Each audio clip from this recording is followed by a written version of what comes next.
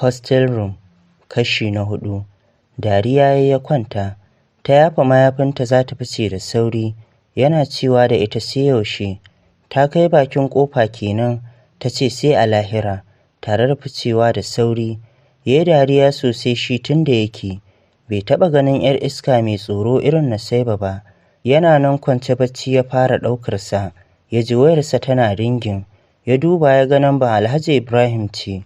Gabansa ya faɗi ya lumshe idanunsa tare da karawa a kunne, yana hasaso irin yanayin da suka kasance shi da Nusaiba a yanzu.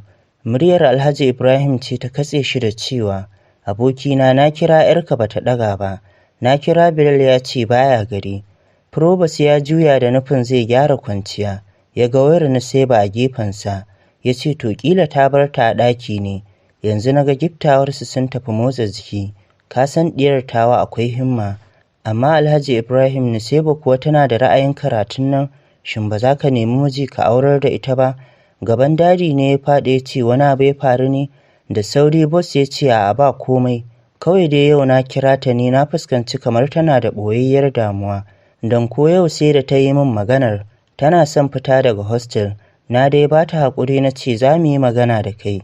Da na yanke wata shawara, ko gidana zan maida ta zauna tare da Hajiya Ladidi da Nuratu, kaga sun ma fi samun shakuwa, saboda makarantar nan ta cika da yara masu bibiyar mata junansu.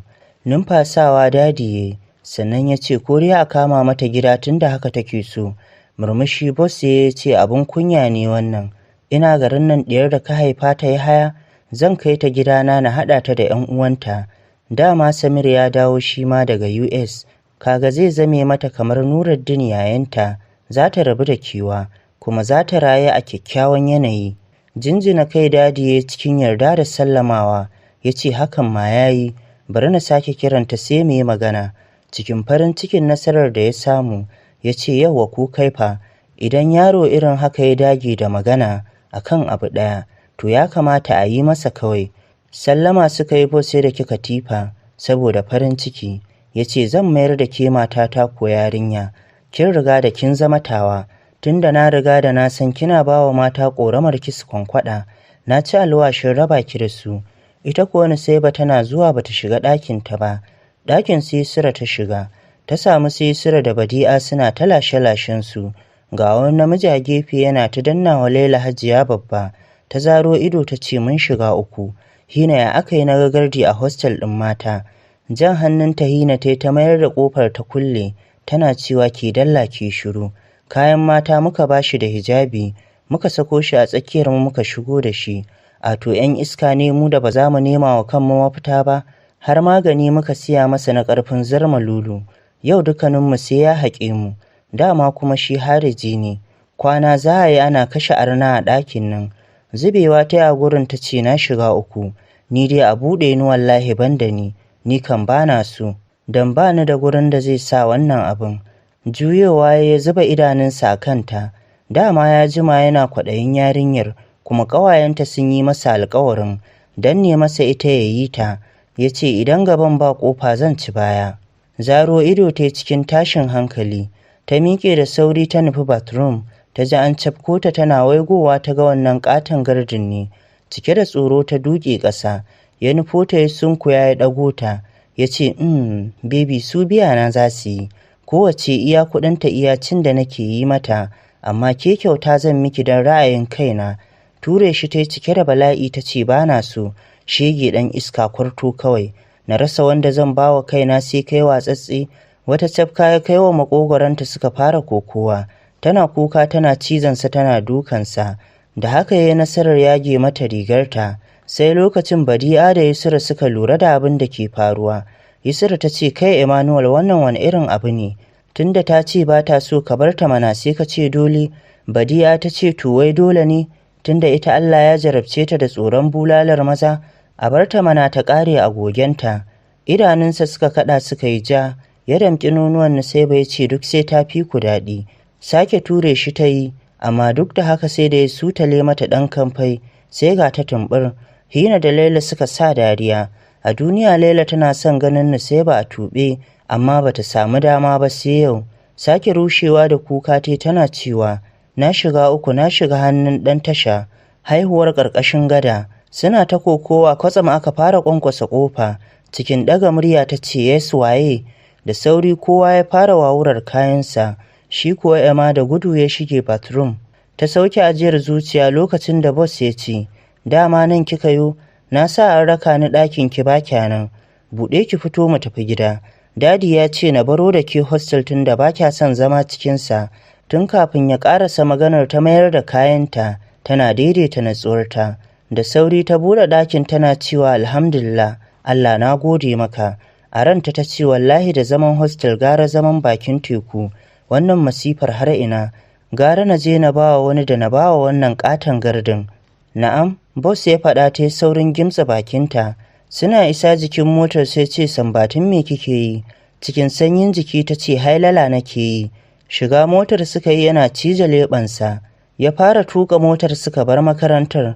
Sai yanzu ta tuna da masifar da ta kuma faɗawa, amma kuma sai ta samu ƙwarin gwiwa da ta tuna cewa ashe fa gidansa zai kai ta, kuma da matarsa da 'ya'yansa. Sun yi tafiya mai tsayi suka isa unguwar inda katafaren gidan Prof Ismail yake. Can cikin tunaninta ta je yana cewa da ita, kin ji daɗin yanayinmu na ɗazu? Saurin girgiza masa kai ta yi. Hakan ya sa ya ci birki da sauri, ya ce, for what my daughter? Yanzu ba za ki ji daɗin ganinki a hannuna ina mulmula ki ba? To waye za ki ji daɗin kasancewa da shi? Shiru ta masa bata ce komai ba, ya matso kusa da ita yana busa mata. Iskar bakinsa mai ɗumi da ƙamshin minti. Ya ce wallahi ban taɓa son kasancewa da wata mace mai ƙarancin shekaru irin ki ba. Sai a kan ki daughter, ina matsanancin buƙatar ki. Abin da ya sa na bar ki shine, yanda nake tsananin buƙatar ki ɗin nan, idan na ce zan yi miki dole zan iya yi miki ciki. Kuma kin ga ai an yi abin kunya uba ya yi wa 'yarsa ciki. Amma shiru ya yi sannan ya ɗago fuskarta da ta cika da hawaye. Ya sa harshen sai lashe yana shirin magana. Ya ji ta ce kawai saboda ammi ba ta duniya. Shi ne ya sa dadi bai damu da rayuwata ba. Nake ta bulayi cikin kuraye da zakuna. Sai yaushe dadi zai fahimci Turai ba ƙaunarsa take ba. Duk filan ɗinta na rusa mata raba mu da shi ne. Cikin sanyin jiki ya ce ba zai gane ba daughter, domin ya yi nisa. Tun lokacin da ya ce Hajiya Turai ta ce ba za a miki aure ba, karatu zaki na so ya fahimce ni, sai ya ce min dama ra'ayinsa ne ke karatu mai zurfi, saboda haka ba zai gane ba. Kwantar da kanta ta yi a jikinsa hawaye na ƙara zubo mata. Ta ce amma yanzu wa zan sadaukarwa da budurcina, wanda komai juyin da duniya za ta yi, zai amince da ni ba 'yar iska ba ce. Na samu kyakkyawar tarbiyya daga mahaifiyata da mahaifina. Dadi ya jima da cire tallafi akan ya Nuruddin, saboda matarsa ta ce sata yake masa. Hakan ya sa ya kore shi daga dukkanin abin da ya shafi dukiyarsa. Ni kuma dama ta sha faɗa min, in dai ita haifaffiyar Maiduguri ce, sai na yi karuwanci. Ta haka ne kawai dadi zai tsane ni, sannan ta rantse da Allah ba zan taɓa aure ba. Idan na yi aure burinta ba zai taɓa cika ba. Yanda take kukan tana ba shi labarin, ya sa gaba ɗaya jikinsa ya sanyi, zuciyarsa ta karye. Ya ji wani irin tausayinta yana ratsa ƙashi da tsokar jikinsa. Ya ji wata irin mutuwar jiki na mamaye dukkanin jikinsa. Gaba ɗaya ya ji burinsa ya rushe a kanta. Yanzu kuma tunano ta yadda zai taimaki rayuwarta yake, tare da jin a ransa ya kamata ya yi aikin alkhairi ko ɗaya ne a rayuwarsa, domin bai san wanda zai kai shi aljanna ba. Jan motar ya suka bar gurin har suka je gidansa kuka take, shi kuma ya rasa ƙarfin gwiwar rarrashinta. Yehon mai gadi ya buɗe masa katafaren gidansa. Suka shiga ya fakin ya kalle ta, tare da sauke ajiyar zuciya ya ce, ki daina kuka mana, ba dai aure kike sanyi ba? Da sauri ta ɗaga masa kai ya yi murmushi. Ya ce idan kin yi auren shi kenan. Jinjina masa kai ta yayi dariya, wato kwata-kwata renon Abuja ba su da kunya. Ita ko 'yar karar nan ba ta sani ba, ita dai kawai aure take so. Murmushi ya ce oke fito mu shiga ciki, za ki yi aure insha Allah. Daga yanzu ki fara kiran kanki amarya, amma ki faɗa min a samarinki wa kike son aure. Ƙasa ta yi da kanta ya sa hannu ya ɗago fuskarta, ya ce look at me Nusaiba, faɗa min waye on top, sannan ki bani nambansa insha Allah. Zuwa gobe za mu yi magana da shi, ko bai shirya ba zan shirya masa. Zan ba shi duk abin da ya rasa in dai zai aure ki. Ajiyar zuciya ta sauke, ya kamo hannunta ta fito. Hajiya Ladidi da ke sama tana kallon komai, ta cije leɓanta ita fa tun da ya kira ta, ya faɗa mata zai kawo Nusaiba gidan, ta ji lamarin bai kwanta mata ba, don haka ta kira Hajiya Ture ta sanar da ita, kuma ta ce duk yadda za ta yi kar ta bari ta zauna mata a gida, idan ba haka ba za ta lalata mata tarbiyyar 'ya'yanta.